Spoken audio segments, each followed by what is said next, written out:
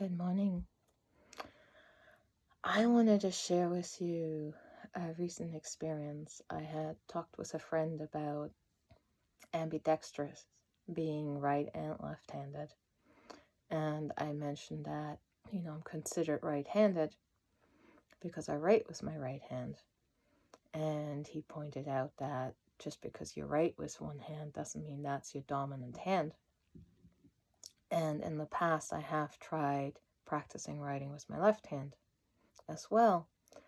And this morning, as I was choosing some celery, I was like, I had an idea, I had a thought come in for one of my books, and I was like, well, I'm busy with my right hand, so I write with my left hand, and I thought I'd share with you.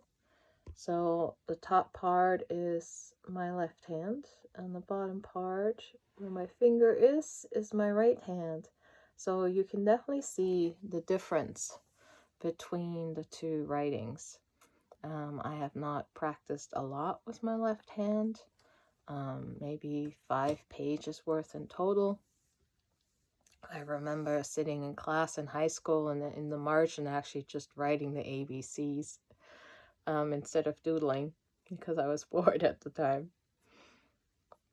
So I haven't practiced a whole lot lately. It's been a while. But still being able to do it is inspiring in a way, and also having to learn a skill that I learned a long time ago with my other hand can be really frustrating in some ways because you're like, I know I can do it really well with my right hand. Also, if I get excited or write too fast, it almost looks as scraggly as the left, or even harder to read.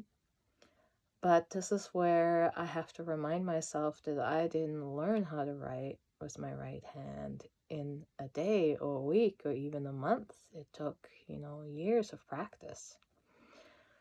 So taking that in and looking at it, I'm like, it's legible. You can read it. You can understand it. It may not be on the line. It may be a little wonky, but that's okay because you're not learning how to walk in one day either. You're not learning how to run in one day. You're not learning how to write in one day. So that's where you have to give yourself the grace and the patience when learning a new skill, that it's okay for it to take time. And it's okay for you to get a little bit frustrated, but stick with it. You got it. And it's so much fun to learn a new skill. And that's really what I love about, being human. You get to choose and pick and learn something and come up with two boundaries or restrictions or limitations that you may or may not have known that you had. But there's usually a way to work around that. I mean, I wanted to learn parkour for the longest time, but I had damaged my ankle and it hadn't healed properly, so it threw my entire body off. So, I had trouble walking long distances, let alone, doing jump training. So it took me over 3 years, and I'm finally feeling like I can start doing some of the strength and mobility training, not necessarily the jump training yet. But I can do the stuff that will make my body able to do parkour.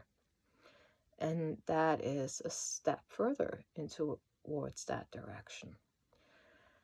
And while part of me has given up on it, and part of me is like, hey, I know it's taking this long time. I know it's taking forever. And I know you really want to do this stuff. But do the things you can do now. And if I never end up, doing those crazy jumps, that's okay too. If I go skipping on rocks on the ground or on pavement, that's okay. I'd be happy just to be able to jump curbs, and do little loop-de-loop things, even just cartwheels. I haven't done one of those in years, and I think just having the ability to move the way I want to move with my body, and not having those restrictions that can creep in, I think would be amazing. And if it goes further, then, that's a bonus. But not starting, not allowing myself to stretch those boundaries, I think would be the greater regret than never reaching somewhere by not being able to make it all the way. I rather have that perceived failure than never having tried, than never having giving it a shot, than never having giving it the patience and the kindness and the support that I would need to learn that skill, to practice, to train. Because I don't want to be that person that looks back on their lives and says, I've never had a good time. All I did was go to work and meet my obligations, and that was it.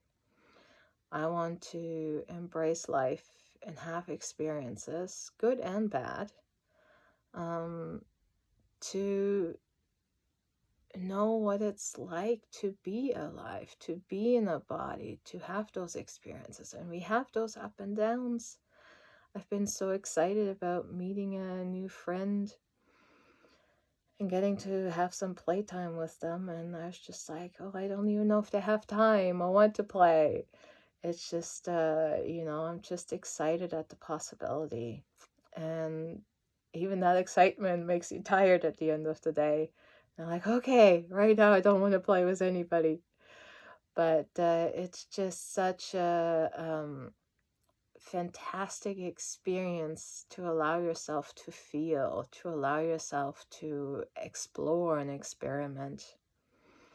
And if it's something small, like, trying to write with your left hand or your opposite hand, and for some of you, you're telling me I'm crazy. That's not a small thing, I know. Or if it's just, dancing to yourself to some music in your bedroom. It try something new, try a new food, try a new ice cream flavor, just whatever it is that you've been wanting to try. Even if you think I don't have the money to try that right now, or I don't have the time, you can work towards it, even if it's just looking at pictures of someplace you wanted to go. It's like, go look at the map, go look at the sites, go see how much it is. And then you're like, well, I can start saving, 10 cents, $1, whatever it is. I'll put it in a jar that's going towards that. And I'll make it at some point. So I just want to encourage you, don't give up on your dreams. They can become reality, even if it takes small things to get there. We don't learn to walk in a day. So why should we have everything we want within a day in our lives? Stretch out those experiences and have fun along the way. And with that, I wish you guys a lovely rest of the day. Love y'all. Bye for now.